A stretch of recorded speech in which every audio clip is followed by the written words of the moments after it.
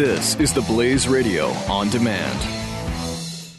The experts at Web.com want to build your business a successful website for free, just like we did for these current Web.com customers. We've used and looked at other website designers, but there's nobody better than Web.com. Web.com can build your website in as little as 7 days free. Plus, we'll promote it on all the major search engines like Google, Yahoo, and Bing. If after 30 days you're happy, we'll continue to provide promotion, hosting, support, and maintenance, all for one low monthly fee. If not, cancel and pay nothing. If you're in business today and you don't have a web presence, you won't be taken seriously. Call right now and you'll also get a free .com or .net domain name for your new website powered by VeriSign, the world's leading domain name provider.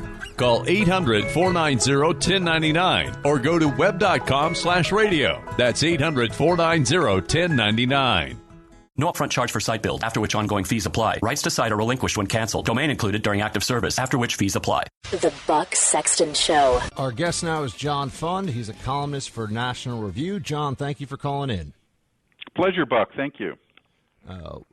Column up on National Review right now. What would you do to save your child's life? John, you talk about the government's idiotic rules on bone marrow donation and how it may be killing thousands each year. What's going on here? It's unbelievable that 30 years ago, Congress passed the National Organ Donor Act, and what it said was it made a bright line between being able to pay people for organs that weren't renewable, things like kidneys, things like hearts, and people being compensated for things that are renewable, things like blood transfusions. And what happened at the last minute when Congress did this is they included bone marrow in the list of donations that couldn't be compensated for, even though bone marrow is basically just a fancy form of blood transfusion, and it's easily renewable. Somebody who donates bone marrow only loses their time. It replenishes itself. So right now, there's a law that says you can be prosecuted and put into prison for 5 years if you offer someone money for a bone marrow transplant, and that's tragic because 20,000 Americans a year have blood diseases that can be treated with bone marrow. And what happens if they don't get the bone marrow from a family member, because only 30% of people who need bone marrow have a family member that's compatible? They have to go on a registry list waiting for somebody to donate marrow, and about 2,000 to 3,000 people a year die because they don't get to the top of the list. So what is happening now, a group called the Institute for Justice, which is a group of pro bono lawyers in Washington, are suing the government saying, look, you got to stop this. And in fact, they even have a court order telling the government, look, there's no difference between blood and bone marrow. Don't make the difference. Change your laws. Change your regulations. And the Department of Health and Human Services refuses to do anything. Therefore, it's still illegal to give bone marrow and offer anyone any compensation for their time and their trouble. Is this just pure bureaucratic intransigence from HHS, or do they offer up some explanation for why they wouldn't do it? I mean, I'm sure everyone listening is like, this is an easy call. Well, why aren't they making the easy call? 3 years ago, in response to a federal court decision saying they had to change their regulation, Health and Human Services issued its own regulation saying, well, we're going to still make it illegal. They have never implemented that. If you call them up, they just say it's under consideration. They won't give you any other reason. So in other words, the government's a black box. They won't tell you what they're going to do. They won't tell you if they're going to do it, and they won't tell you why they're not going to do it. Well, John, if I could switch gears for a second, speaking of black boxes, I'll use that as a segue into the latest with the servers, the Clinton email situation, and people who have set it up. They have these hearings going on right now or they have been going on at least this morning down on Capitol Hill. Got a couple of people who have pleaded the fifth. You also have one individual, Pagliani, who didn't even show. What do you make of all this, and is this going to make a difference? Well, Brian Pagliano and one of the employees from Platte River Networks, which was the private company that had Clinton's server, have been given immunity by the federal government, which means they don't have any criminal exposure. And you're only supposed to use the Fifth Amendment against self-incrimination if you're exposed to possible criminal liability. So they're in the bizarre situation of refusing to answer questions before Congress, even though they've gotten immunity from the Justice Department. They just don't want to tell the truth 7 weeks before the presidential election. I think it's a form of stonewalling, which would make Richard Nixon proud. Can they do that, though? Is that, I mean, I've never thought of this. I've never been faced with this problem before. So if you've been given immunity, you can still take the fifth because maybe they would say that you would go outside. It's theoretically possible that they could go outside their immunity? No, you can't take the fifth, but that has to be adjudicated in court. That takes time, maybe more than 7 weeks, if you see my point. In other words, you can make a preposterous legal argument, but you have to go to court to get that argument overturned. So by refusing to answer questions before Congress, Congress has to go to a court. Well, that takes time, maybe after the presidential election. And then, to paraphrase Hillary Clinton, what difference does it possibly make? Yeah, it will make none for her. We all know that. And everybody who would be in a position to hold her accountable for any of this after the election is going to realize that she's their new boss. And having worked in the federal government, I can tell everybody listening that you don't mess with the boss. She runs the FBI. She runs the IRS. Go talk to the hand. Yeah, there's going to be nothing that comes of that at all. By the way, Teneo, John, have you done any writing on Teneo, the sort of spin-off consulting firm from the Clinton Foundation? I just bring it up because I'm seeing today it's being reported that they're looking for $1 billion IPO.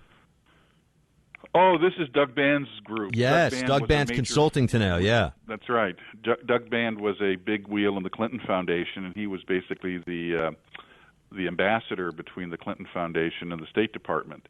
Look, my view on this has always been it is a three-ring circus here. You had Huma Abedin working at the State Department, getting money from the Clinton Foundation at the same time, and also as a consultant to Teneo, which is a private for-profit group. None of that can ever end well.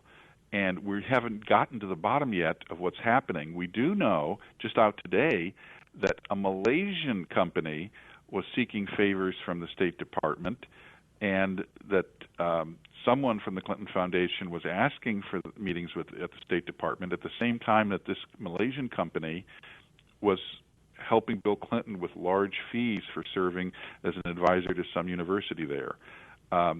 This is yet another example of how Hillary Clinton apparently opposed the privatization of every government agency except the State Department, and that she obviously wanted merged immediately with the Clinton Foundation.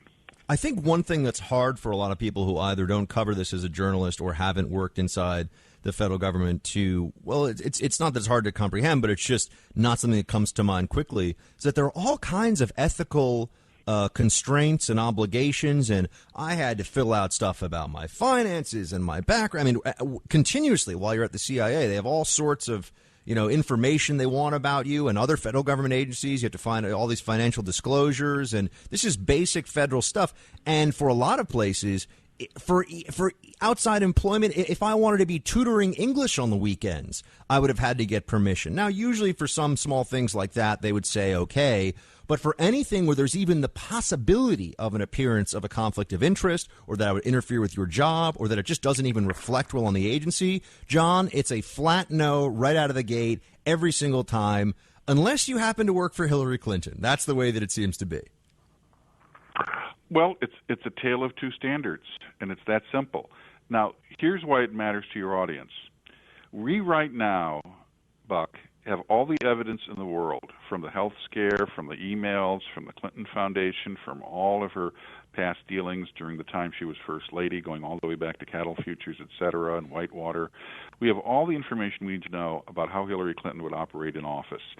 If Hillary Clinton is elected in November, it will be the equivalent of the American people in 1972 electing Richard Nixon president, knowing everything about Watergate beforehand.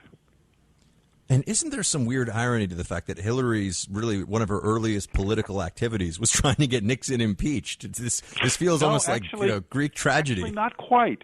In fact, it turns out that what she was doing on the Senate Impeachment Committee was her job was a partisan one. It was to drag in all of the appointees of the Nixon administration, especially people just beginning their career, and smearing them with Watergate, even if they had nothing to do with it, and making sure that their political careers would end here and now because they would have been tainted with Watergate. So she was in charge of defenestrating, of wiping out a whole generation of Republican and conservative political appointees. That was her job on the committee.